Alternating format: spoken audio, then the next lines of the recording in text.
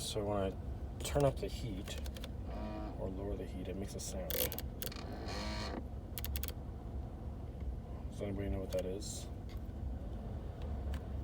I don't need the temperature, but the sound is coming from underneath the steering wheel.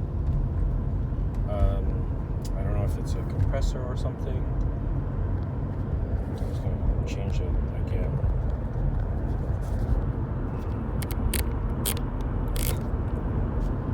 But basically what happens is intermittently while I'm driving, it makes that burr sound.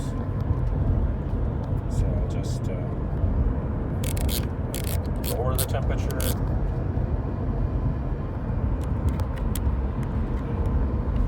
Turn off the fan speed. Then I'll turn up the heat again. Temperature.